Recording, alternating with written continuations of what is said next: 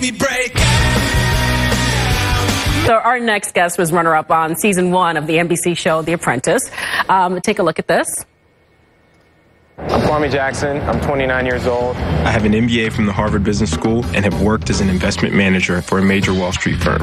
My name is Erica Vetrini, and I'm from New York City. By Donald Trump, he has traveled the world as a motivational speaker and even founded his own luxury lifestyle and men's accessories brand called Crimson by Kwame. Tonight, he will be speaking at the Millennial Week's Unconference, where he will be inspiring millennials by giving entrepreneurship and branding tips. First, though, Kwame Jackson joins us live in the loft along with Millennial Week founding director Natalie Moss. Good morning to both of you. Good morning. All right, so you're calling it an unconference. Let's first talk about what is Millennial Week and why is it an unconference? Sure. Well, as you know, you can't turn on the television, open a newspaper or a web browser for that matter without hearing something about millennials. Right. Everything to who we're voting for, who aren't we voting for, unemployment rates. And while we find that a lot of that conversation comes from commentators and pollsters who are outside the generation, we don't see quite as much dialogue being generated by millennials themselves. And let's face it, millennials can have a bit of a PR problem. Either you think we're the best thing ever or you think we're a bunch of lazy, selfie-taking narcissists.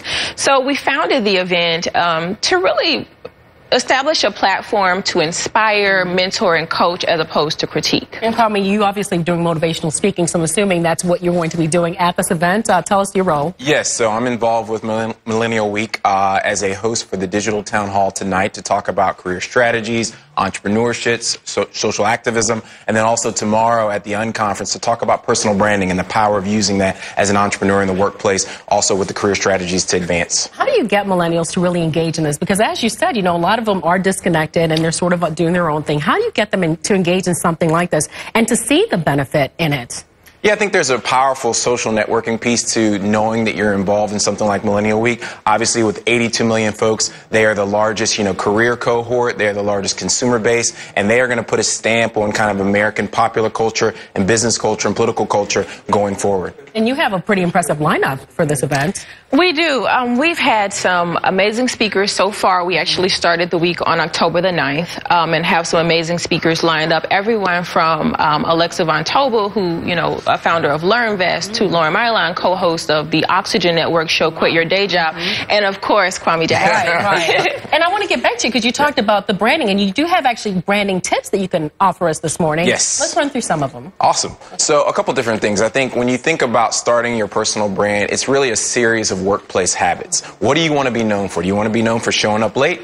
Do you want to be known for, being well-dressed? Do you want to be known for delivering on-time and competent work? As you develop those series of workplace habits, that resonates as your personal brand, and then people begin to tell that narrative and that story about you. So you want to be able to carry that from workplace to workplace, from employer to employer. Okay, anything else? Yeah, definitely. So as an entrepreneur, it's always about the power of your intuition. Follow that and make sure you listen to it, because people who don't see the vision in the first place are the people who are always going to be left behind. So knowing that your gut is your ultimate North Star and your guide as an entrepreneur in terms of what that next business opportunity is, in terms of what that vision is for you, you always need to follow it. And I know there are more, we're not going to give it all away, although it's on the screen, because we want people to come to this conference and get more of it. And Kwame, I want to switch gears a little bit. We introduced you as obviously being on the first season of The Apprentice. Yes. Recently, you made some news by coming out with some pretty strong words against your former boss, if you should call him that, Donald Trump. You want to talk a little bit about what you had to say? Well, I have to correct. I was never fired from The Apprentice. I was the only person in the history never to be fired, but I was the runner-up on the first season,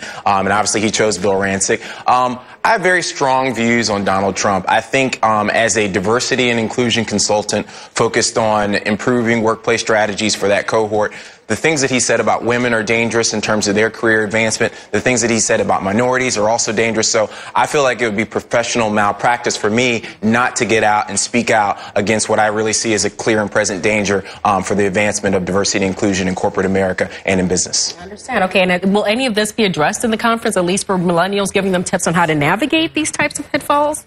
Sure. I think in terms of the personal branding tips, definitely the unconference that we're hosting tomorrow, as well as tonight's digital town hall, Kwame will be discussing all of those issues. All right, Natalie, Kwame, thank you guys so much. Sounds like it's going to be a great event. Thank you. All right, back over to you guys.